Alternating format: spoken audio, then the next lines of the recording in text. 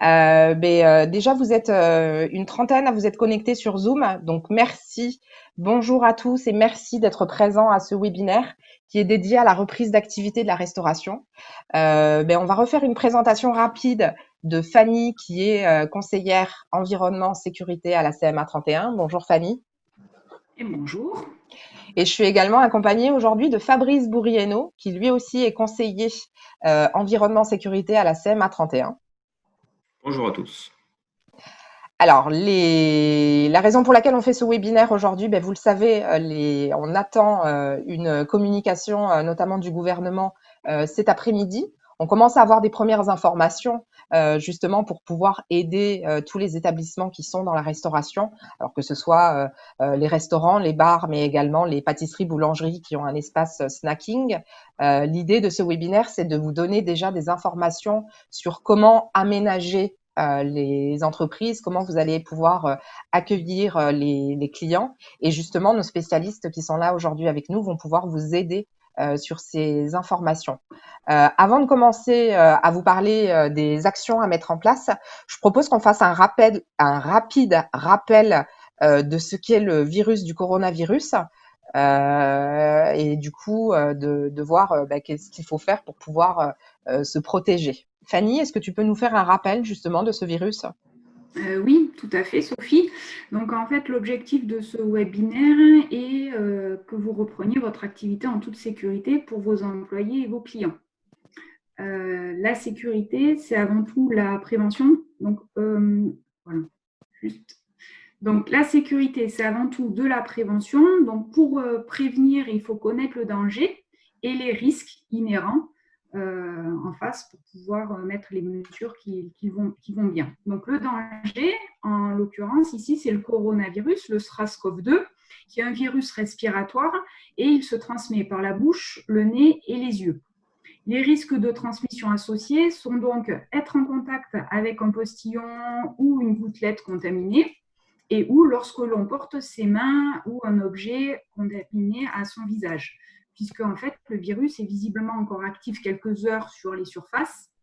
Donc à partir du moment où les mains sont en contact avec des surfaces contaminées et portées au visage, il peut y avoir contamination. Donc une fois qu'on connaît le danger et les risques, il convient de mettre en place des mesures pour éviter ce risque. Donc depuis plus de 2 mois maintenant, nous appliquons tous les mesures de prévention, qui sont les fameux gestes barrières que nous avons tous intégrés et qui s'imposent à tous, c'est vraiment la base. Donc je les répète, c'est se laver les mains régulièrement, tousser, éternuer dans son coude ou un mouchoir, utiliser un mouchoir à usage unique et le jeter, se saluer sans se serrer la main, éviter les embrassades, se tenir à plus d'1 mètre. Si cela est inévitable, alors porter un masque grand public. Et lorsque l'on a des symptômes, consulter et en informer les autorités. Donc, dans le cadre de la reprise, en tant que chef d'entreprise, vous devez mettre en œuvre les principes de prévention des risques. Donc, ces principes, en fait, il y en a un certain nombre. Et le premier de ces principes, c'est d'éviter le risque. C'est pour ça que dans le principe de prévention, on parle de télétravail, d'éviter les réunions physiques, voilà. Et au début, de retirer, c'est de là d'où est parti le confinement, en fait. Ensuite, lorsque ce n'est pas possible, ou dans le cadre du déconfinement, donc on intervient avec la mise en place de protection plus collective. C'est pour ça qu'on parle de distanciation physique supérieure à 1 mètre, de mise en place d'écrans digiaphones, de nettoyage important. Donc, le principe, c'est qu'on adapte le travail à l'homme et non l'homme au travail. Et enfin, en dernier recours, les protections individuelles comme les masques, les visières. Donc, et enfin, au-dessus de tout, c'est l'information des salariés et des clients avec des consignes, de l'affichage et la mise en place et la mise à jour du document unique. Donc, pour débuter ce séminaire, il nous paraissait important de rappeler tous ces éléments, puisqu'après, de là va décliner en fait toutes les mesures que vous allez devoir mettre en place pour la reprise de votre activité. Merci Fanny pour ce rappel. Alors tu l'as dit, le virus est toujours présent. même s'il y a des signes de ralentissement de la propagation de ce virus, il est important de ne pas relâcher nos efforts, hein. Il est important de respecter ces gestes barrières qui, à terme, on l'espère, permettront d'endiguer ce virus. Alors Fabrice, les établissements qui proposent des espaces de restauration vont ouvrir dans quelques jours, en tout cas on l'espère. Quelle est l'organisation qu'ils doivent adopter? Alors je parle notamment pour les chefs d'entreprise qui ont des salariés, qu'est-ce qu'ils doivent mettre en place pour protéger leurs salariés? Voilà, donc maintenant, merci Sophie, je vais vous parler un petit peu de ce que doit mettre en place le chef d'entreprise vis-à-vis de ses salariés. Ensuite, dans un deuxième temps, Fanny vous rappellera les règles et les mesures de prévention à mettre en place par rapport aux clients. Et puis, nous terminerons par répondre à vos questions. C'est très important que l'on puisse répondre à vos questions, donc on prendra le temps nécessaire. Et d'ailleurs, au passage, je rappelle que vous pouvez poser vos questions en vous servant soit du petit menu questions-réponses, soit du chat à la limite. Vous pouvez poser vos questions par écrit. Voilà. Alors, l'organisation de l'entreprise par rapport aux salariés.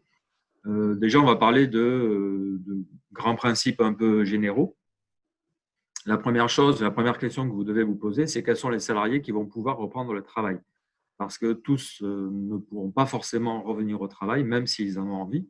Le premier cas, très simple, mais qui est très important, c'est qu'à partir du moment où une personne ressent des symptômes qui font penser au coronavirus, même si ce sont des symptômes bénins, il ne faut surtout pas que la personne vienne travailler. Ça, c'est important parce qu'il bien entendu, il y a un risque de contamination de ses collègues et puis même de votre clientèle. À ce moment-là, ce qu'il faut faire, c'est prévenir son médecin, discuter avec son médecin traitant habituel pour voir s'il est nécessaire de faire un test. Et c'est à partir du moment où on fera le test que l'on saura si, oui, il y a une infection au coronavirus. Et dans ce cas, la personne sera invitée à rester chez elle le temps que la maladie passe. Ou alors non, ce n'est pas le coronavirus. Et à ce moment-là, le médecin déterminera si la personne peut revenir travailler. Donc ça, c'est vraiment très important de dire à vos salariés qu'en cas de sensation de symptômes, alors les symptômes, c'est quoi? C'est de la fièvre. C'est une fièvre relativement faible. On est sur des fièvres entre 37,7 et 38,5. Donc, ce n'est pas des grosses fièvres comme par exemple dans le cas de la grippe. Ça peut être une sensation de fébrilité aussi, sans forcément apparition de température. Et puis, il y a la toux, le mal de gorge, le mal de tête. Il y a un symptôme qui est très évocateur, c'est la perte soudaine de goût et d'odorat sans rhinite associée. Donc, tous ces symptômes-là, même pris individuellement, peuvent être évocateurs du Covid-19, de la maladie Covid-19. Et dans ce cas, il faut tout de suite alerter son médecin. La deuxième chose, c'est que si on a été en contact récent, par exemple, si on habite dans le même domicile qu'une personne qui est contaminée avec le coronavirus, à ce moment-là, le médecin peut vous demander également de rester chez vous parce qu'il y a un risque de transmission du virus au contact que vous pourriez avoir à l'extérieur. Donc, cette mise en quatorzaine ou en quarantaine, enfin bon, ce maintien à domicile le temps qu'on soit sûr qu'il n'y ait pas de risque, là aussi peut être prescrit par le médecin. Le médecin traitant, à ce moment-là, il donne ce qu'on appelle un certificat d'isolement. Et à partir de ce certificat d'isolement, le salarié peut dire à son employeur, bon, mais voilà, je ne dois pas retourner au travail parce qu'il y a un risque de contamination.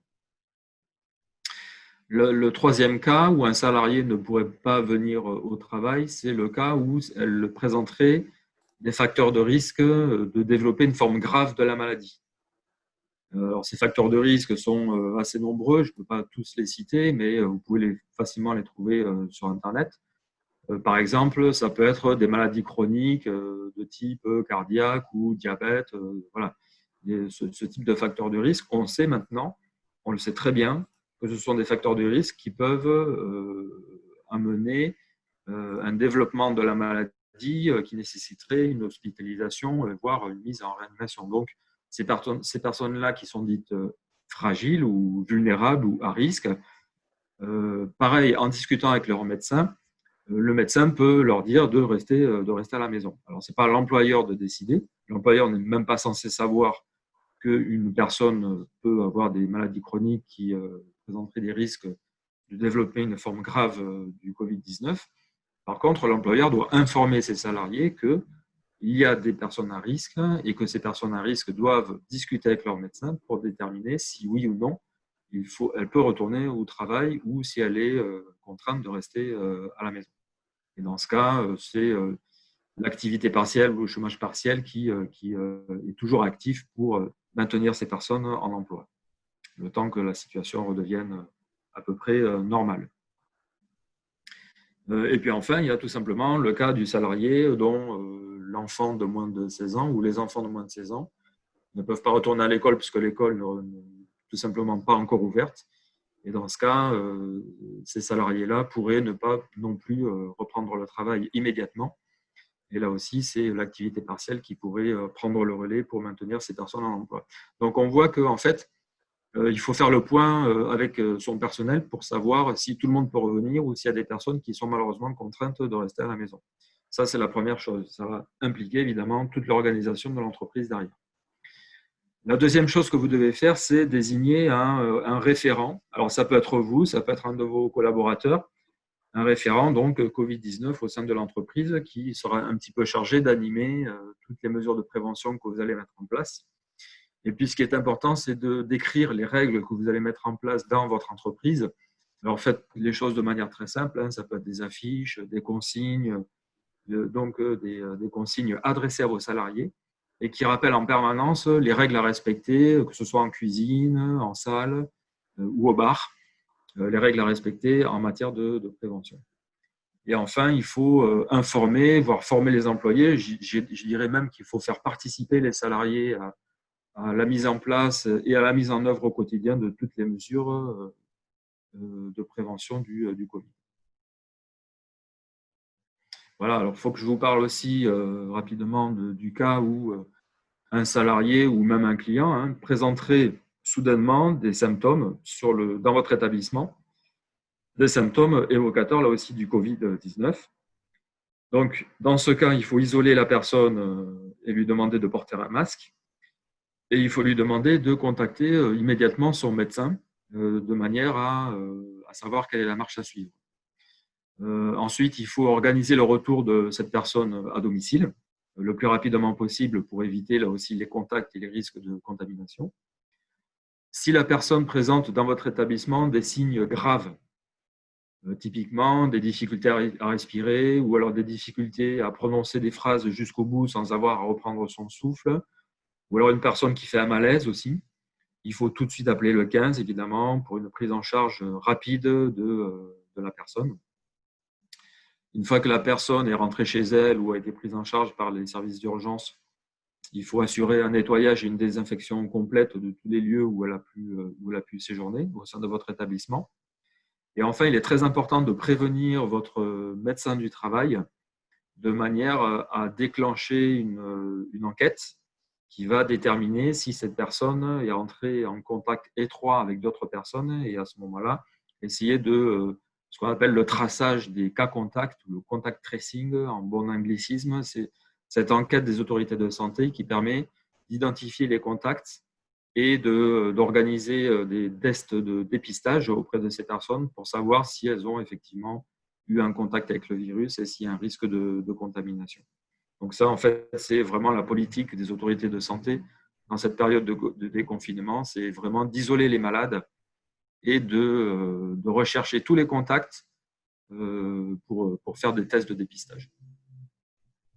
Donc, vous avez une part de responsabilité en tant qu'employeur et en tant qu'établissement recevant du public. Vous avez une part de responsabilité pour participer un peu à cette politique de l'État en matière d'isolement des malades et de recherche des cas contacts. Alors, on est dans une période très particulière. On va reprendre l'activité. On est tous focalisés évidemment sur le Covid-19, mais il est très important de ne pas oublier les autres risques.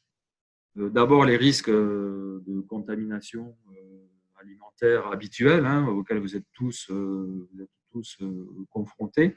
Et vous avez mis en place des règles d'hygiène pour lutter contre ces risques de contamination. C'est ce qu'on appelle le HACCP ou les bonnes pratiques d'hygiène. Donc, en fait, c'est la mise en œuvre pratique de l'application de la réglementation. Et il se trouve que les règles d'hygiène sont efficaces en partie pour lutter contre le virus. Parce que quand on désinfecte, quand on nettoie, quand on organise les flux, la réception des marchandises, etc., tout ça permet de lutter efficacement contre le virus, le SARS-CoV-2, et donc de limiter les risques de propagation de la maladie. Il y a une deuxième chose aussi importante, c'est que dans ces périodes de reprise d'activité après une crise, et d'autant plus par le fait qu'on est tous focalisés sur cette maladie, il ne faut surtout pas négliger les autres risques d'accidents de travail ou de maladies professionnelles sous prétexte que l'on lutte contre le Covid-19. Au contraire, il faut augmenter encore plus la vigilance parce qu'on voit que dans ces périodes-là, les accidents du travail ont tendance à être plus nombreux que d'habitude. Et donc, il faut être particulièrement vigilant sur les autres risques. Ce n'est pas parce qu'on lutte contre ce virus et cette maladie qu'il faut négliger les autres risques.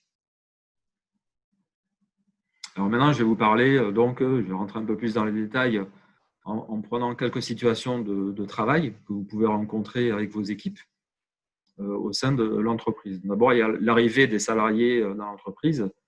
On pourrait parler même de leur déplacement, en rappelant que les transports en commun nécessitent une protection particulière, il faut mettre un masque, etc.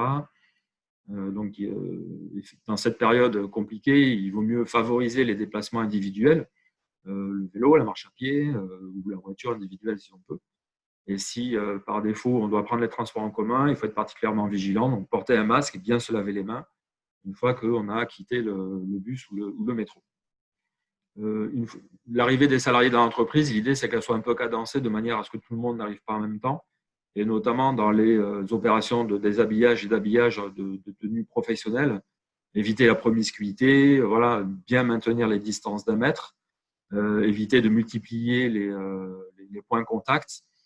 Et pour ça, une organisation peut être mise en place pour que les salariés arrivent peut-être progressivement dans l'entreprise.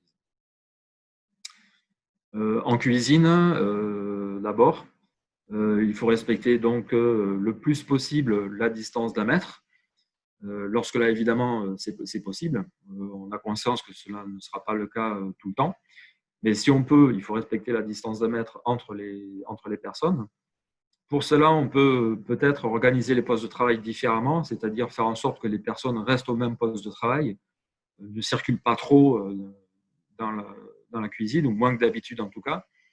Et ce que l'on peut faire aussi, c'est mettre à leur disposition tout le matériel dont ils ont besoin et qui leur sera dédié en quelque sorte pour éviter là aussi les points de contact. Un point de contact, c'est en fait quelque chose qu'on a touché et que d'autres personnes vont toucher derrière.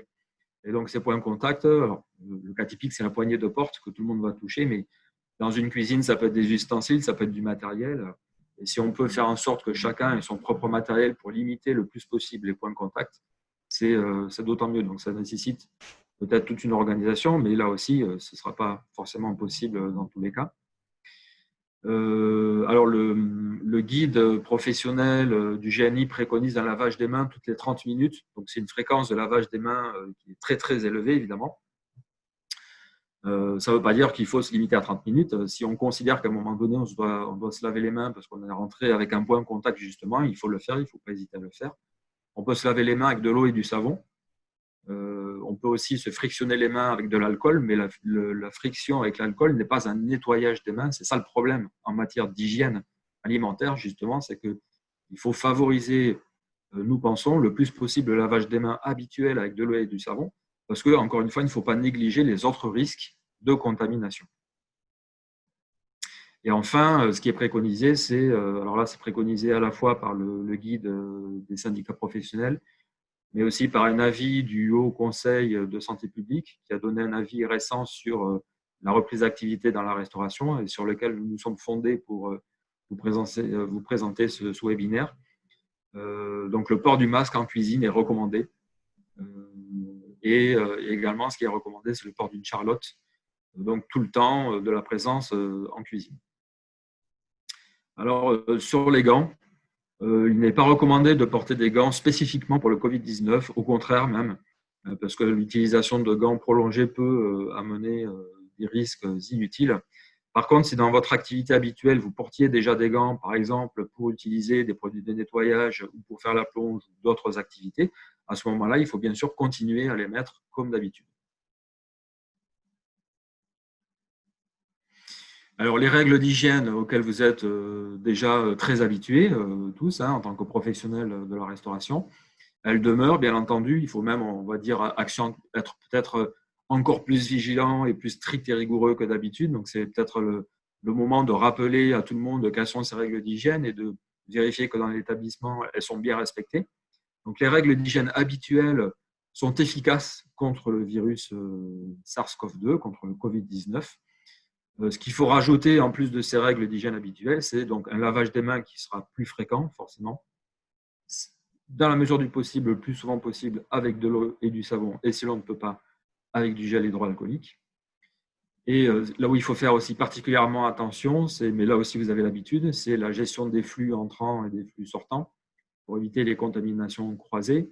Alors, 2 exemples. L'exemple de la réception de produits, par exemple, où là, il faut essayer d'organiser, tant que faire se peut, une zone d'accueil où on va décartonner les produits secs. Les cartons, on va tout de suite les jeter, les mettre de côté pour les jeter ensuite à la poubelle. On va éviter qu'ils traversent l'établissement et qu'ils aillent être déposés un peu partout.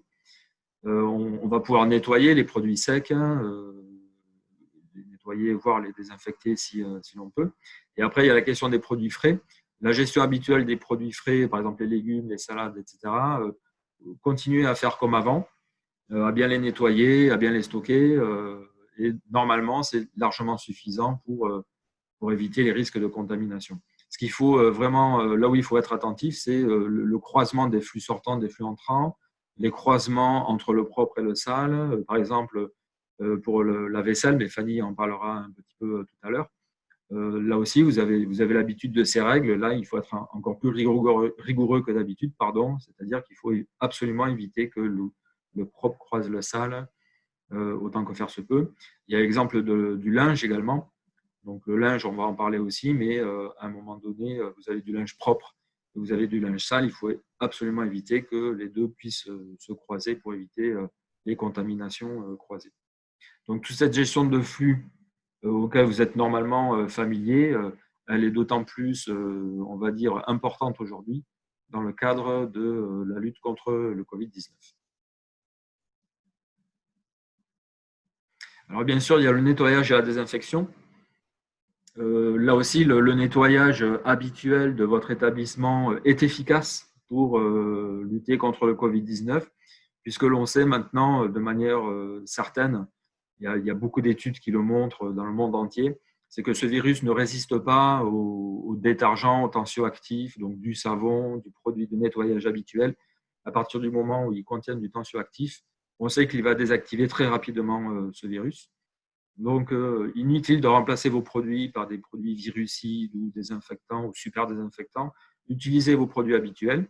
De toute façon, dans les opérations de nettoyage, pour vous, professionnels de l'alimentaire, il y a bien une phase de nettoyage et une phase de désinfection. Donc, ces 2 phases, on sait qu'elles sont parfaitement efficaces pour lutter contre le Covid-19. Donc, le maintien du plan de nettoyage habituel.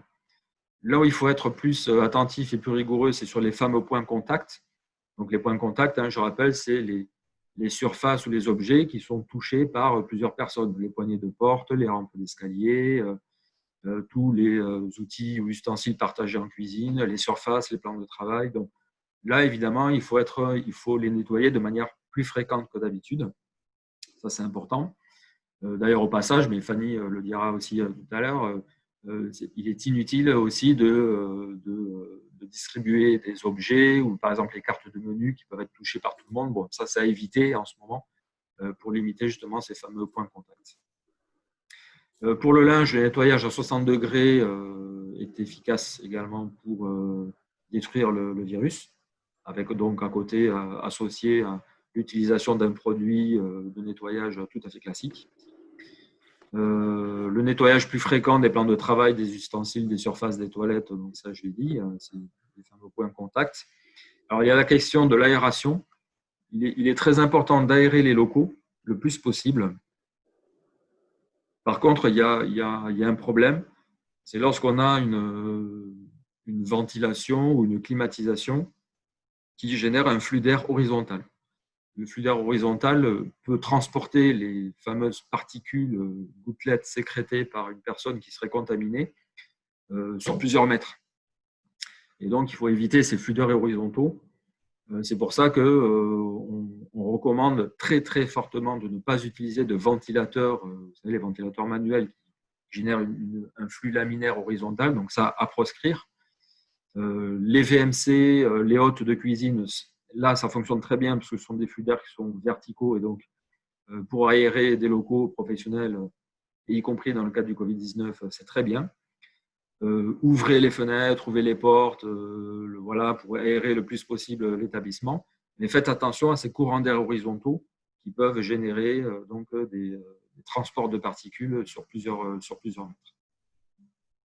La climatisation est un sujet sur lequel on n'a pas de réponse très ferme. Souvent, dans les documents officiels publiés par le ministère, on voit que la climatisation n'est pas interdite, mais par contre, elle n'est pas non plus recommandée. C'est-à-dire que si on peut s'en passer, on ne la met pas en route. Si vraiment elle est indispensable, on la met, mais au minimum de vitesse de ventilation, justement pour éviter là aussi des flux d'air horizontaux. Voilà, donc pour conclure sur cette partie, tout ce que l'on vient de voir, là, l'analyse des situations de travail, donc on prend une situation de travail et puis à chaque fois on regarde un petit peu quels sont les risques et comment on peut intervenir. C'est tout à fait une méthode HACCP d'ailleurs, mais appliquée au Covid-19 et appliquée en règle générale sur les risques. Cette méthode, c'est exactement la même méthode que l'on utilise lorsqu'on fait une évaluation des risques professionnels, que l'on décrit ensuite dans le fameux document unique des risques professionnels que vous connaissez bien maintenant. Donc cette méthode d'évaluation des risques, on l'applique aussi pour le Covid-19. C'est sûrement ce que vous avez déjà commencé à faire. J'imagine que vous vous préparez déjà depuis plusieurs jours à la mise en place, à la réouverture de votre restaurant. On sait que vous allez bientôt pouvoir rouvrir, donc vous vous y préparez forcément et donc vous réfléchissez. Vous regardez un petit peu le parcours du client, le parcours des salariés et à chaque étape, vous regardez qu'est-ce qu'il faut mettre en place. Et bien ça, c'est vraiment la méthode d'évaluation des risques. C'est une méthode très concrète et très pratique. Après, il faut l'écrire. Voilà, c'est là où nous, on peut vous aider. On peut vous aider à mettre à jour le document unique et puis aussi à compléter ce que vous avez déjà mis en place. Et pour cela, il ne faut pas hésiter à nous contacter, puisqu'on a mis en place un système d'accompagnement individuel qui permet de vous accompagner de manière vraiment approfondie sur ces sujets. Voilà, Sophie, ce que je voulais dire pour l'instant, en tout cas, sur la protection des salariés. C'était très complet. Merci beaucoup, Fabrice. Vraiment, on voit qu'il y a une grosse organisation à mettre en place. Je pense que ça permet d'une part de rassurer les salariés et puis également le chef d'entreprise. Alors, je vais rebondir sur ce que tu disais, hein, le document unique, évidemment, la chambre de métier accompagne les entreprises sur l'écriture de ce document unique. Alors, deux options sont possibles. Donc, soit l'accompagnement individuel que Fabrice et Fanny proposent pour pouvoir vous aider à remettre à jour ou écrire ce document unique si vous ne l'avez pas déjà fait. Et puis, il y a également la possibilité de pouvoir suivre une journée de formation au sein de notre organisme de formation. Alors, en ce moment, toutes nos formations sont proposées à distance, donc ce qui vous permet, en plus d'éviter les déplacements, mais du coup, une journée de formation qui vous permet justement d'apprendre, encore une fois, ce que c'est le document unique, même si maintenant, vous savez exactement ce qu'est ce document unique et comment le rédiger pour pouvoir le mettre en place et du coup, sécuriser la réouverture et l'accueil de vos salariés. Encore une fois, une information hyper exhaustive, Fabrice. Franchement, c'était très intéressant. On va passer à l'accueil des clients. Fanny, c'est toi qui vas nous présenter justement quelle est l'organisation de l'entreprise pour protéger les clients. Mais avant que tu passes, Fanny, à cette présentation, en fait, j'avais juste une question parce que tout à l'heure, Fabrice, tu as dit que on pouvait plus utiliser les menus. Et donc, du coup, peut-être qu'il faut plutôt penser à une nouvelle méthode de communication pour les clients, peut-être l'ardoise. Enfin, en même temps, peut-être que Fanny, tu vas en parler. Oui, il y a plein d'autres solutions en fait. Ok. Alors Fanny, je te laisse nous présenter l'organisation pour protéger les clients qui vont revenir dans les établissements. D'accord. Donc effectivement, après les coulisses, on va aborder le côté visible pour le client, donc l'accueil du public. Donc pareil, hein, comme l'a fait précédemment Fabrice, nos propos, on les tire en fait du protocole de déconfinement, donc du projet de protocole qui a été publié sur le site du Groupement national des indépendants, de l'hôtellerie, de la restauration et des cafés, et aussi l'avis du Haut Conseil de la santé publique. Voilà, pour vous dire, voilà, nos sources viennent de là. Et donc, on attend effectivement la confirmation de tout cela dans la journée, les jours qui viennent. Donc, tout d'abord, effectivement, il y a une organisation en place. Avant que le client arrive, il faut une organisation. Vous y travaillez. Donc, comme vous l'avez compris, dans un souci de prévention des risques, il est recherché de limiter ce risque. Donc, c'est pourquoi il va être nécessaire de limiter l'accès à votre restaurant en fonction de sa superficie, de ses caractéristiques architecturales intérieures ou extérieures. Donc, il est préconisé à ce jour des tables constituées de 10 convives maximales, distantes d'1 mètre ou séparées par des écrans. D'accord ? Donc, sur cette base, vous pouvez connaître le nombre de personnes pouvant déjeuner au sein de votre établissement, puisque voilà, vous avez vos tables déjà constituées, vous savez à peu près les habitudes de vos clients. Donc, en fonction de ce détail, ça vous permet déjà d'affiner le nombre de places. Il est certain que cela va vous demander une réorganisation de votre salle. Donc déjà aussi sur la prise de réservation certainement plus systématique parce qu'on vous demande de gérer le flux de clients et ou l'organisation de services pour toujours gérer ce flux de clients. Il va être aussi certainement nécessaire pour vous d'attribuer des postes de travail pour gagner en efficacité au niveau du bar, quelqu'un peut-être plus dédié au bar, au service, à table, au nettoyage, puisque Fabrice l'a abordé, on l'abordera également. Le nettoyage est un élément incontournable. Le paiement également et la vente emportée pour ceux qui en font, ceux qui l'ont développé, ce mode d'activité et ceux qui vont le développer en complément. Ça peut être intéressant. D'accord ? Une fois que vous aurez établi votre organisation, il va falloir en informer vraiment vos clients, donc en leur indiquant les conditions d'accès, les mesures à respecter, les modalités de prise de réservation et de paiement. Et ça, grâce à un affichage en vitrine sur les réseaux sociaux, en fait, par tous les médias que vous utilisez déjà auprès de votre clientèle. Donc là, voilà, c'est important que le client soit au courant des mesures que vous mettez en place pour assurer sa protection et également les mesures mises en place pour pouvoir accéder à votre établissement. D'accord ? Donc, une fois que vous avez mis en place cette organisation, ce mode de fonctionnement, voyons tout ce qui concerne la salle et le bar et la terrasse. Donc, lorsque le client entre, il doit porter un masque. Donc là, c'est clairement indiqué sur les 2 documents. Donc, le client porte un masque à partir du moment où il est dans l'établissement et quand il circule, pas quand il mange, bien entendu. Il se lave les mains également avec du gel hydroalcoolique que vous avez mis à disposition à l'entrée de l'établissement et à tous les points stratégiques, à partir du moment où le client est obligé de se déplacer, notamment pour aller au sanitaire. Il n'est pas indiqué que les sanitaires soient interdits au demeurant. Par contre, voilà, dès que le client se déplace et peut avoir un point de contact avec une poignée, ainsi de suite. Donc, il faut mettre, en plus du gel hydroalcoolique à l'entrée, du gel hydroalcoolique sur au niveau d'endroits stratégiques. Le serveur doit porter un masque. Alors pourquoi ? Parce qu'à un moment donné, le fameux mètre de distance ne va pas pouvoir être tenu avec le service. Donc là, le serveur doit porter un masque, se laver les mains régulièrement. Et concernant le bar, actuellement, donc, le barman porte un masque ou à ce moment-là, ou si le bar peut être équipé d'écran. Le but, c'est qu'à partir du moment où la fameuse distance d'1 mètre ne peut pas être respectée, soit la personne est équipée d'un masque, soit vous pouvez mettre un écran qui permet voilà, de limiter la projection de gouttelettes. Hein, c'est ce qu'on voyait au début. Concernant les tables, donc, comme je l'ai dit tout à l'heure, la limite est fixée à 10 personnes maximales. Donc là, c'est vraiment, on parle de groupes constitués, de groupes de personnes homogènes, préconstituées, donc des familles, des amis. Le Haut Conseil de la santé fait référence à un groupe social, c'est-à-dire des personnes qui ont choisi de manger ensemble. D'accord ? C'est vrai que les grandes tablées où les gens s'installaient, ça ne va pas être possible, sauf s'il y a des écrans qui peuvent séparer les emplacements. Et après, les tables doivent être distantes d'un mètre minimum. Voilà.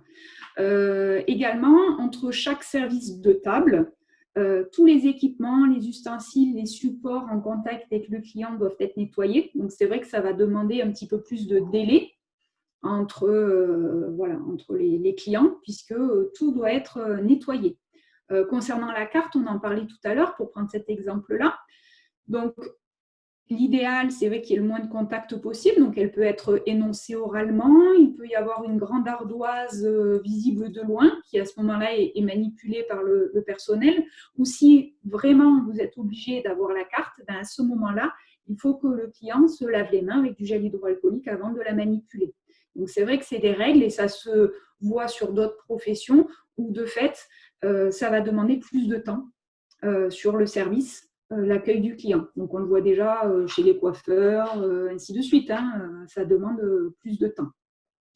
Lorsque c'est possible, quand votre établissement vous le permet, ce qu'il est recommandé, c'est de mettre un plan de circulation en place, notamment ceux qui font plus de la vente à emporter avec quelques places disponibles pour se restaurer sur place, ou sinon sur certains postes concernant l'accueil, le paiement, les sanitaires, indiquer le nombre de personnes possibles au même instant.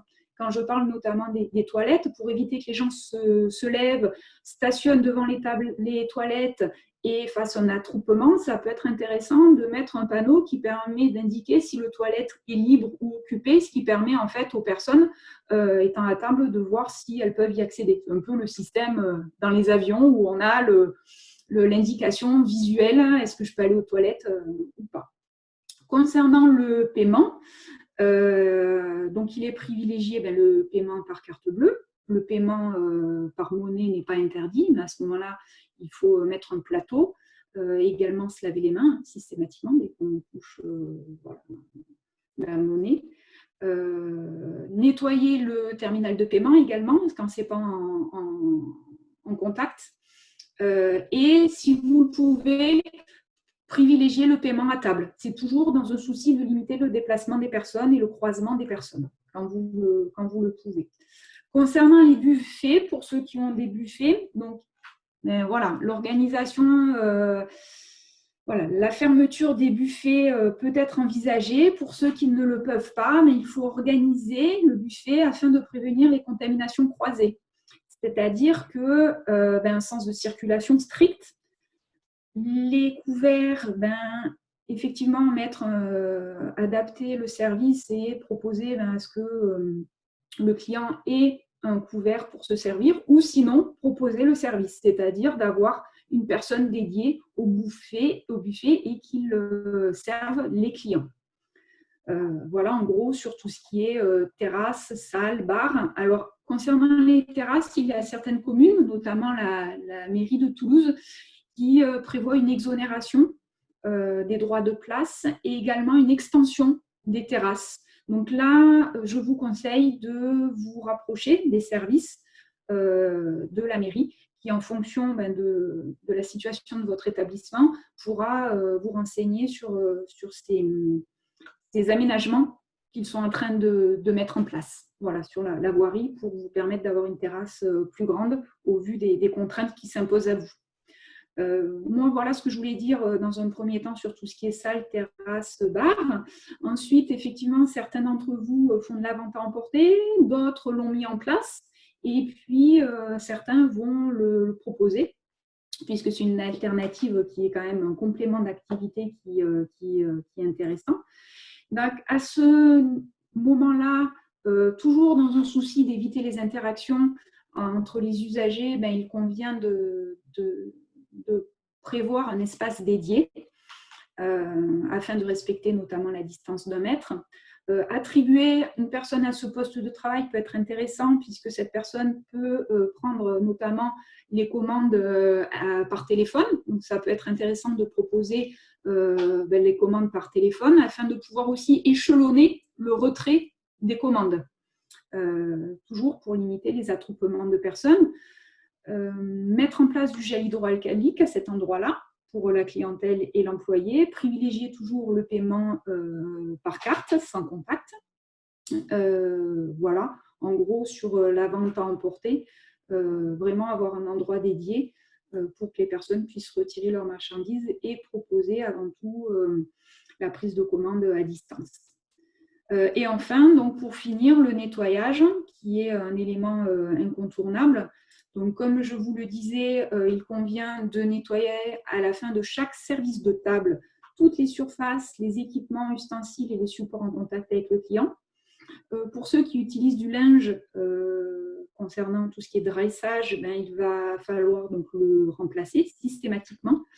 Et celui-ci, pour l'instant, donc le lavage, c'est 60 degrés en machine. Donc, à voir si vous utilisez tout ce qui est à ce moment-là jetable.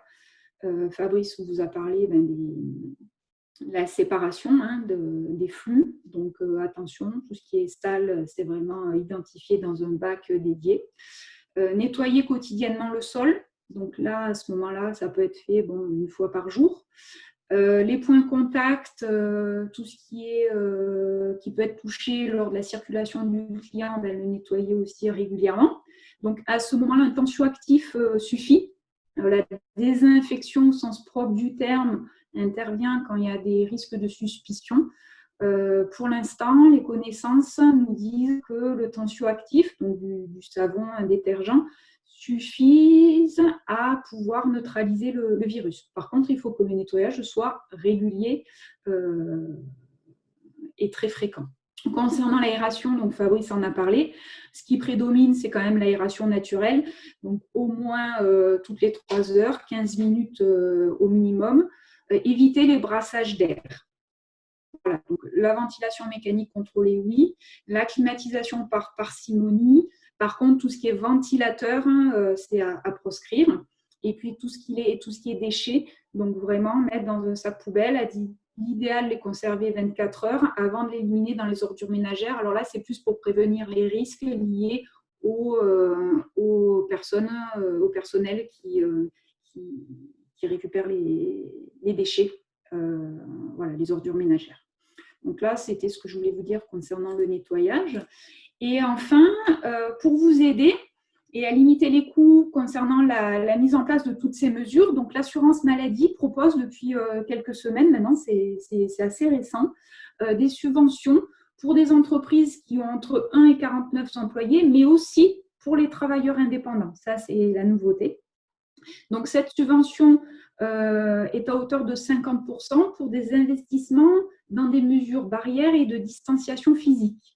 Donc, en fait, l'assurance maladie peut prendre en compte effectivement tout ce qui concerne la pose de vitres, de plexi, de cloisons de séparation, de bâches ou d'écrans fixes ou mobiles. Également, tout ce qui permet de guider ou de faire respecter les distances, donc fil guide, poteaux, grilles, accroches murales, des cordons, des sangles. Voilà, donc à partir du moment où vous avez mis en place ces mesures de distanciation physique, des mesures barrières, vous pouvez prétendre à cette aide à hauteur de 50%. Et à cela peut se rajouter à ce moment-là les frais liés au masque et au gel hydroalcoolique. Voilà, donc là, c'est pour les dépenses qui ont été réalisées entre le 14 mars et le 31 juillet, et vous avez jusqu'à la fin de l'année pour les demander. Pour les entreprises qui ont des salariés, on vous demande d'avoir l'évaluation des risques faite, ainsi que donc, de fait le document unique. Et pour les ensembles des entreprises, être à jour de vos cotisations sociales, bien entendu. il va sentir. Donc, voilà ce que je voulais vous dire. Ça peut être intéressant au vu de tout ce que vous devez mettre en place pour pouvoir réouvrir. Donc, comme je vous le disais, pour aller plus loin, donc on vous a mis là le support, je pense, vous sera envoyé par mail. Sophie, Exactement. À la fin du webinaire, on a tous les emails de tous les participants qui se sont inscrits et on l'enverra en effet à toutes les personnes pour qu'elles puissent avoir accès aux différents liens que tu partages. Voilà, donc les liens, on vous a remis donc, le site du ministère du Travail qui publie les fiches métiers et les guides professionnels ou les guides métiers qui sont validés. On vous a mis aussi à ce jour et à cette heure, j'ai envie de dire, parce que c'est un peu ça en ce moment, le projet de protocole qui est sur le site du GNI et aussi l'avis du Haut Conseil de la santé publique. Donc, ça vous permettra de jeter un coup d'œil, ainsi que le protocole national de déconfinement qui reprend les grandes règles, notamment par rapport aux salariés. Et puis, vous avez nos contacts, donc par mail ou par téléphone, où vous pourrez donc venir vers nous si vous avez des questions sur la reprise, sur l'évaluation des risques, sur tout ce qui est hygiène alimentaire. C'est vrai qu'on a aussi notre collègue Jérémy Michel qui intervient, qui est un spécialiste sur tout ce qui est bonne pratique d'hygiène. Voilà. Donc en gros, vous avez tout ce qu'il vous faut, donc des documents et puis nos contacts pour revenir vers nous si à la suite des questions-réponses, vous n'avez pas eu toutes vos réponses. Super. Merci beaucoup Fanny pour ces informations pour pouvoir accueillir les clients dans les meilleures conditions. Alors en effet, on a un spécialiste hygiène, Jérémy Michel, qui nous regarde d'ailleurs. On le salue au passage. On va maintenant passer aux questions. En fait, vous avez plein de questions. C'est hyper intéressant. Alors la première question, elle vient de Charline Pontal. Charline nous demande, en fait, elle a plusieurs questions, Charline. Les clients peuvent-ils boire leur café au comptoir s'ils restent espacés d'1 mètre entre eux? Alors voilà, elle a eu exactement le bon raisonnement, Charline, hein, c'est ça. C'est-à-dire qu'elle a pris une situation et puis elle a essayé d'appliquer les gestes barrières. Les gestes barrières, c'est 1 mètre de distance, pas de contact direct, voilà, le lavage des mains, etc. Donc, si on est capable de garantir une distance d'1 mètre entre les clients et puis aussi avec le personnel, à ce moment-là, il n'y a aucun problème pour consommer au comptoir. L'idée derrière, c'est d'assurer un bon nettoyage des différentes surfaces. Et vous le faites habituellement, donc il faut le faire peut-être un peu plus souvent. Le problème, c'est qu'on ne peut pas garantir la distance d'1 mètre, notamment entre le client et le serveur. À ce moment-là, il faut que alors, soit le serveur porte un masque et le client porte un masque aussi, jusqu'à ce qu'il ait besoin de boire son café ou sa bière. À ce moment-là, bien sûr, il va enlever son masque. Ou alors, on met un écran transparent, en laissant un espace, évidemment, pour pouvoir faire passer les produits aux clients. C'est une autre possibilité. Ça, c'est quand on ne peut pas respecter la distance d'1 mètre. Mais si la distance d'1 mètre est respectée, il n'y a pas de problème, on peut consommer au comptoir. D'accord. Une autre question justement par rapport au service au comptoir. Les clients peuvent-ils continuer à nous rapporter leur plateau sale au comptoir ou alors peut-on mettre en place ou doit-on plutôt mettre en place un coin retour de plateau sale au niveau de la sortie? Alors c'est vrai que on l'a abordé, hein, il y a 2 principes. Déjà, c'est limiter la circulation des personnes et le deuxième principe, c'est séparer le sale du propre. Donc effectivement, ça va demander un aménagement par rapport à cette organisation. Et il vaut mieux effectivement mettre un point unique de dépôt des plateaux par le client plutôt que de revenir au comptoir, croiser des personnes, des assiettes, ainsi de suite. Ou sinon, puisqu'on a parlé de nettoyage fréquent après chaque service de table, à ce moment-là, malheureusement, mais c'est la situation, le contexte qui prédomine, c'est prévoir en fait qu'il y ait un employé qui débarrasse les plateaux, ce qui permet de donner un coup sur la table, sur la chaise, pour avoir des mesures de prévention et de protection des clients. Puisque là, le but, c'est vraiment que le client revienne en confiance. Il y a ça aussi. On le voit sur d'autres professions qui ont commencé à ouvrir, puisqu'on a le retour. Je veux que mon client ait confiance pour revenir. Voilà, franchir la barrière psychologique. Voilà, est-ce que je vais au restaurant et est-ce que je serai en sécurité? Donc là, sur le plateau, effectivement, il faut soit créer un espace dédié au retour du plateau, ou sinon, voilà, prévoir qu'il y ait un employé qui vienne récupérer le plateau et nettoyer l'espace où le client a déjeuné. Ok. On a beaucoup de questions. Du coup, la question d'après, c'est peut-on servir les clients dans de la vraie vaisselle? Oui. Très bien. C'était une réponse rapide. Où peut-on se fournir des plaques de plexiglas? Et savez-vous s'il est compliqué de s'en procurer? Alors, effectivement, au niveau de la chambre de métier, même au niveau régional avec nos collègues, nous tenons à jour une liste de fournisseurs, alors qui n'est pas exhaustive. Hein. Donc, Mais de la même manière, on l'enverra par mail. Voilà. Donc, voilà. Après, sur la disponibilité, c'est vraiment au cas par cas. Donc là, voilà, c'est difficile de s'engager. Il y a des fournisseurs sur la région. Donc, on vous fera passer la liste. Okay. Alors ça, c'est une question qu'on avait peut-être déjà abordée, qui rejoint d'ailleurs la question d'une autre personne par rapport aux visières. Est-ce que la visière suffit pour le serveur? Alors, c'est une question très fréquente, cette histoire de visière. Est-ce que je mets une visière ou est-ce que je mets un masque? Donc là, il y a des études et il y a des recommandations du gouvernement qui dit qu'en aucun cas, la visière ne peut remplacer le masque. Donc la priorité, c'est le masque pour pouvoir faire barrière. En fait, lorsqu'on porte un masque, c'est les masques barrières en tissu ou même des masques chirurgicaux jetables. Le principe, c'est que le masque ne me protège pas, mais par contre, protège les autres. D'accord? Donc, il empêche mes sécrétions de contaminer les autres. Ce qui me protège, moi, c'est que les autres mettent un masque. Donc, si tout le monde met un masque, tout le monde est protégé. Voilà, c'est ça le principe. La visière ne permet pas cette barrière. La visière, elle vient éventuellement en complément du masque pour protéger le visage et les yeux.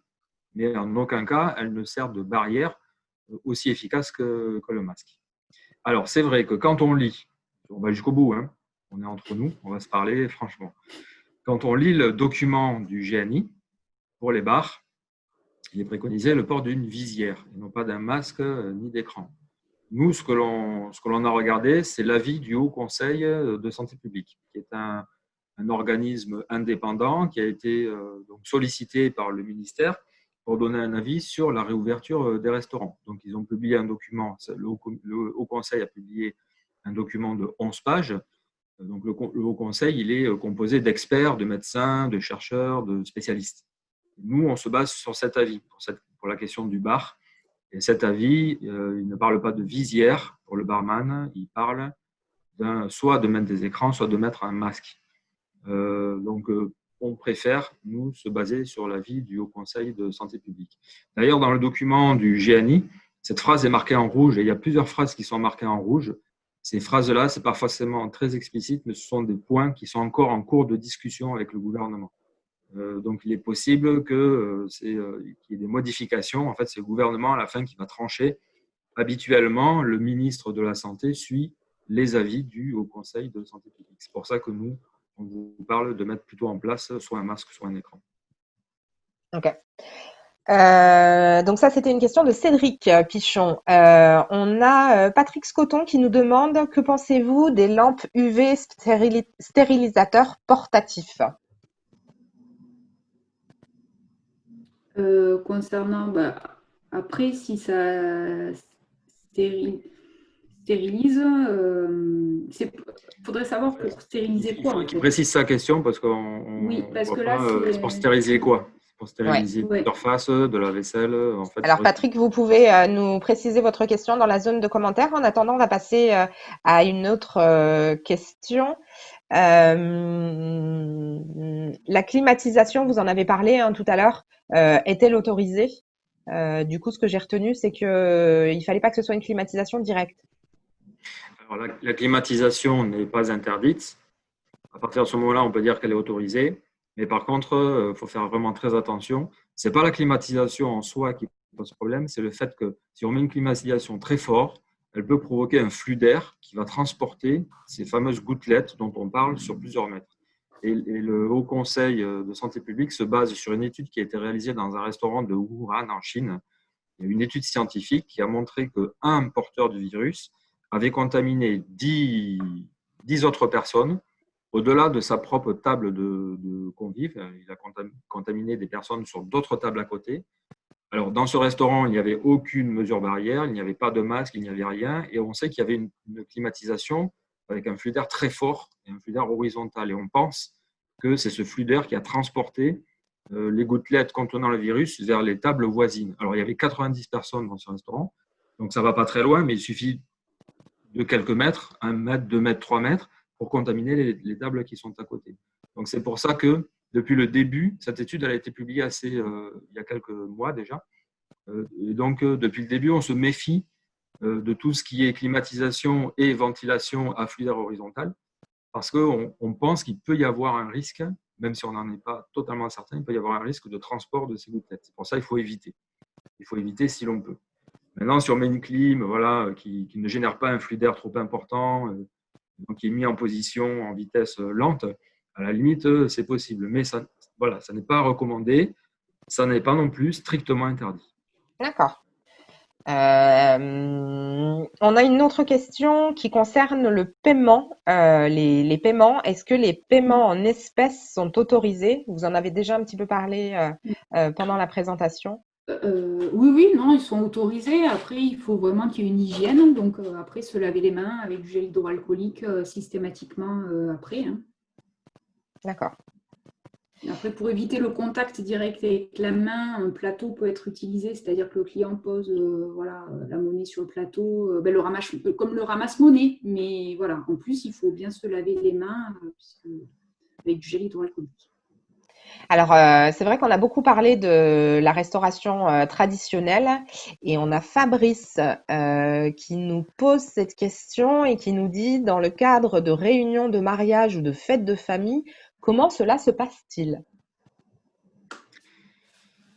Alors, aujourd'hui, le problème, c'est qu'on n'a pas toutes les informations sur les annonces que va faire le gouvernement tout à l'heure. Donc, il faudra bien écouter ce que dit le Premier ministre tout à l'heure. Sur les réunions en général, aujourd'hui, les réunions de plus de 10 personnes sont interdites en zone rouge et en zone verte. Bon, tout à l'heure, il peut qu'il y ait des annonces qui relâchent un peu cette contrainte très forte et autorisent des regroupements plus nombreux. Mais je n'en sais rien. Je ne sais pas ce que va dire Édouard Philippe.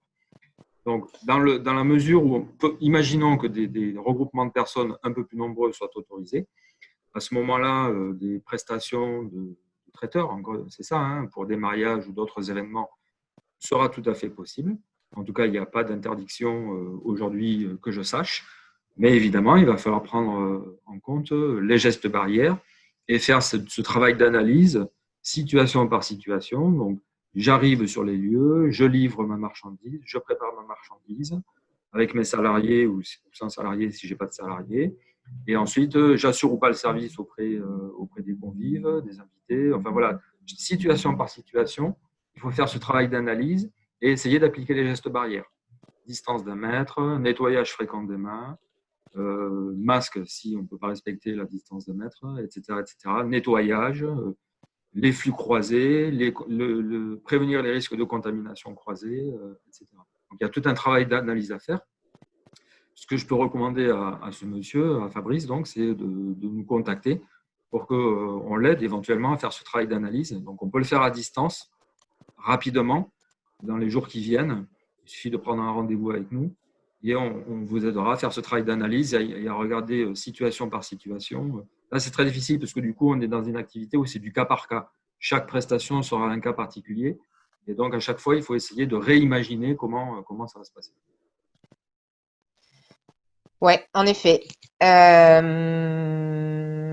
Alors, on a Jérémy Michel qui nous dit ne pas oublier que les UV sont dangereux pour la peau et les yeux, donc attention à leur utilisation.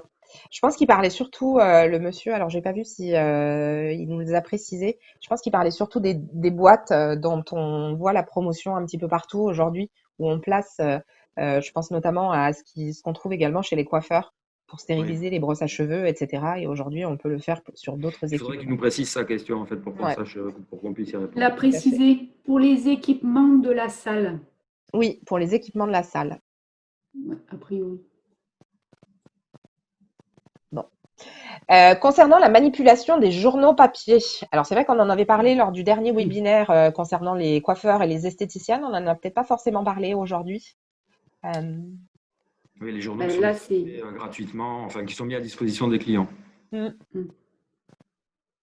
Fanny, je t'en prie. Ben, là, c'est comme tout, hein, on parlait de désinfection de tout ce que touche le client, donc ça va devenir compliqué, effectivement. Est-ce que le journal passe de main à main? Chez les coiffeurs, voilà, les revues ont été retirées. C'est toujours dans un souci de transmission du virus. Donc c'est vrai que là, il va y avoir certainement des choses à arrêter. On n'aura plus le plaisir de lire son petit journal en prenant le café. Ouais. Sauf si on apporte le sien. Voilà, tout à fait, ça c'est pas interdit. Les toilettes doivent-elles être désinfectées après chaque passage? Alors non. Non, on ne va pas désinfecter les toilettes après chaque passage. Par contre, on va les nettoyer plus souvent que d'habitude. Effectivement, on va faire attention à ce que la propreté des toilettes soit, on va dire, encore plus rigoureuse que d'habitude. Dans un restaurant, en principe, les toilettes doivent être propres, que ce soit les toilettes pour les salariés ou pour les clients ou les toilettes partagées lorsque c'est les mêmes toilettes pour tout le monde. Donc là, on va encore plus les nettoyer. Non, on ne va pas désinfecter après chaque client. Après, chacun aussi doit prendre une part de responsabilité, c'est-à-dire que le client, il doit également avoir un comportement différent de l'habitude, c'est-à-dire il doit vraiment faire attention à bien se laver les mains avant, après, à laisser l'endroit propre. Enfin, chacun doit prendre une part de responsabilité dans cette histoire. Une autre question, on a encore vraiment beaucoup de questions, on va essayer d'accélérer. 4 clients arrivent, est-ce qu'il faut respecter la distance d'1 mètre entre eux? S'ils ont souhaité déjeuner ensemble, non, on peut considérer que c'est un groupe constitué. Voilà, puisqu'il est indiqué pour l'instant sur le guide du Haut Conseil de la santé, c'est des groupes constitués, des gens qui ont choisi de déjeuner ensemble. La question, alors je ne les pose pas forcément dans l'ordre. Tout à l'heure, Fanny, tu as parlé du rendu de la monnaie sur un plateau. Est-ce qu'on doit porter des gants ou utiliser du gel? Non, il faut se laver les mains. Ouais, pour les gants, encore une fois, les gants ne sont pas recommandés pour le Covid. Dans le cadre du Covid, on ne recommande pas le port des gants. On ne mettra des gants que si on en met d'habitude. Donc, pour la monnaie, habituellement, on ne met pas de gants, donc on n'en mettra pas là non plus. Par contre, effectivement, on va bien se laver les mains à chaque fois. En caisse, à chaque client, on se lave les mains, on nettoie le terminal de paiement et on fait attention. Alors, notre spectateur anonyme nous demande si la subvention est également mise en place pour les auto-entrepreneurs. Nous ne dévoilerons pas votre identité. C'est la subvention dont tu as parlé, Fanny. Tu sais les aides, est-ce qu'elle est mise en place? De l'assurance. Alors, il parle de travailleurs indépendants. Ouais. Là, ça mérite, parce que des fois, voilà, auto-entreprise, il y a des spécificités. Donc là, ouais, à voir si ça concerne le travailleur non salarié ou par rapport au statut. A priori, je dirais qu'il n'y a pas de contre-indication, mais on va le vérifier. Oui, très bien. Là, ça demande, voilà. A priori, oui, mais il faut vérifier. On va le vérifier et on vous enverra cette information dans le mail quand on vous enverra les éléments. Je pense que c'est un élément de réponse qui peut être important, sachant qu'il y a quand même beaucoup de micro-entreprises qui sont dans la restauration.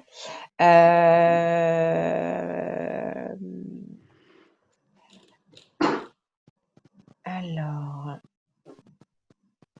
ouais, on a une question de Mathias qui nous dit comment gérer la circulation des clients et des serveurs si on dispose d'un local avec un passage étroit, moins d'1 mètre, et que du coup le passage il est obligatoire pour pouvoir accéder au comptoir, aux toilettes, etc. Enfin, on le sait en plus dans des villes comme Toulouse, des fois voilà. Il y a beaucoup de petits établissements qui ont très peu de place. Et c'est pour ça qu'on demande à ce moment-là à ce que tout le monde porte un masque. Quand on circule dans l'établissement et qu'on n'est pas à table, le client porte un masque et le serveur aussi. Le serveur va toujours porter un masque. Parce que c'est vrai que dans ces conditions-là, on n'est pas du tout sûr de pouvoir respecter la fameuse distance d'1 mètre. Par contre, ce qu'il faut veiller aussi, c'est ce que Fanny a dit tout à l'heure, c'est de gérer le flux des clients. C'est-à-dire, on ne va pas laisser la porte ouverte et puis tout le monde va rentrer comme il veut. Non, non. Là, on ne va pas pouvoir faire ça comme d'habitude. Donc, on va privilégier, si c'est possible, la prise de la réservation, hein, quand c'est possible, parce qu'on sait que dans certains cas, ça ne le sera pas, mais quand c'est possible, on va privilégier les réservations pour éviter que voilà, il y ait des files d'attente, qu'il y ait des regroupements devant ou à l'intérieur du restaurant. Et puis, à l'intérieur du restaurant, peut-être, justement pour respecter la distance d'1 mètre entre les tables, au sein d'une table, donc Fanny l'a dit, on n'est pas obligé d'avoir 1 mètre entre chaque client si c'est un groupe constitué. Donc, si c'est des gens qui l'ont choisi, une même famille, des amis ou des collègues de travail, par exemple. Mais par contre, entre les tables, il faut 1 mètre. Ou alors, il faut mettre en place des écrans. Donc, ces contraintes-là vont peut-être faire que le nombre de places à l'intérieur du restaurant sera plus petit que d'habitude. Et donc là, ça veut dire qu'il y aura moins de personnes qui vont rentrer à l'intérieur du restaurant aussi. Ce qu'il faut éviter, c'est que les gens stagnent, s'arrêtent, se regroupent devant le comptoir, devant le restaurant, sans aucune règle, de manière anarchique. Ça, on va essayer vraiment de l'éviter au maximum. Après, les restaurants ont tous des manières de fonctionner très différentes. Donc, entre un fast-food, un restaurant traditionnel, etc., ce sont des choses complètement différentes. Et donc, on ne peut pas donner de prescription, on va dire, qui va s'appliquer à tout le monde. C'est encore une fois du cas par cas. Le document unique peut aider. Oui. Si on a un cas avéré, c'est Béatrice Sirès qui nous pose cette question. Si on a un cas avéré parmi les salariés, est-ce qu'on doit fermer l'établissement? Fanny? Là, à ce moment-là, donc bon, il faut isoler la personne, hein. C'est ce que disait Fabrice par rapport aux employés, mais c'est valable pour les clients. Et après, bien nettoyer voilà, l'espace où était ce client. Alors là, je pense que la question, elle était portée surtout sur les employés. Si parmi les employés, on a un cas… Les employés. Ouais, parmi les employés, si on a un cas qui est avéré de Covid-19, alors pas sur le moment, mais que la personne repart chez elle et qu'au final, elle a le diagnostic qu'elle est positive au coronavirus, est-ce que du coup, il y a une obligation de fermer l'établissement? Non, il y a une obligation de nettoyage. En plus, là, si en plus le salarié est parti et qu'on l'a su après, de toute manière, le protocole de nettoyage, d'autant plus dans les entreprises de restauration, hein, il y a un protocole de nettoyage qui s'applique. Donc là, c'est vrai que de toute manière, le nettoyage doit être réalisé. Et après, une fois que tout est nettoyé, les salariés peuvent revenir. Mais à ce moment-là, voilà, on isole la personne, le poste de travail et donc l'espace où il travaillait est fermé le temps du nettoyage. Allez, on prend une dernière question par rapport aux déchets souillés. Qu'est-ce qu'on en fait de ces déchets pendant 24 heures? Alors après, bon, l'idée, c'est vraiment de les laisser dans un sac proprement dit. Vous les mettez dans un conteneur, le conteneur d'ordures ménagères. Donc voilà, donc l'idée, c'est vraiment de faire en sorte que ces déchets soient mis vraiment identifiés, dans des sacs identifiés et dans un espace séparé pour être après éliminés dans les ordures ménagères. Ok. On a répondu à toutes vos questions. En tout cas, j'espère ne pas avoir loupé de questions. Dans tous les cas, vous le savez, hein, quand vous êtes inscrit, vous avez eu mon adresse email en contact. N'hésitez pas, si jamais vous avez des questions auxquelles on n'a pas répondu, à nous les transférer. Je les enverrai à Fabrice et Fanny qui vous répondront.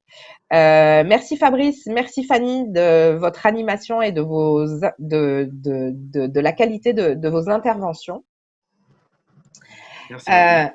Merci. Avec plaisir. Ce que je vous propose, c'est qu'en effet, à l'issue de ce webinaire, on vous envoie les éléments par mail. Encore une fois, pour les personnes qui ne nous ont pas laissé leur mail, notamment si vous regardez sur Facebook, vous pouvez nous contacter via le Messenger ou nous contacter directement sur la Chambre des métiers au 05 61 10 47 47. N'hésitez pas à nous envoyer, à nous appeler pour pouvoir nous poser ces questions et on essaiera de vous y répondre. Qu'est-ce que je voulais vous dire? Vous allez pouvoir retrouver ce webinaire en replay sur notre chaîne YouTube. Il sera évidemment partagé sur nos réseaux sociaux. Je suis désolée pour les petits problèmes que vous avez pu rencontrer au début, notamment si vous nous suiviez sur Facebook.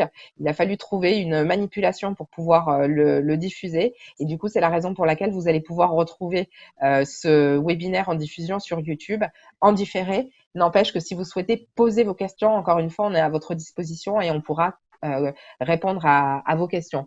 Vous le savez, la CMA a mis en place des accompagnements pour pouvoir vous aider à reprendre votre activité. Alors, des accompagnements sur différentes formes, que ce soit des accompagnements individuels avec des experts de la chambre de métier, comme Fabrice, comme Fanny, comme Jérémy sur la partie hygiène, mais également vous pouvez accéder à nos formations puisqu'on continue à proposer des formations à distance. Toute cette offre de formation, vous la retrouvez sur notre site internet, le www.cm-toulouse.fr. Voilà. Écoutez, merci beaucoup et puis peut-être à bientôt. On espère que vous allez pouvoir réouvrir le plus rapidement possible. Encore une fois, l'idée, c'était de vous donner un maximum d'informations et de conseils pour pouvoir accueillir à nouveau vos clients dans vos établissements. On est là à votre disposition. Si vous avez des questions, n'hésitez pas. Merci, à bientôt. Au revoir. Au revoir, merci.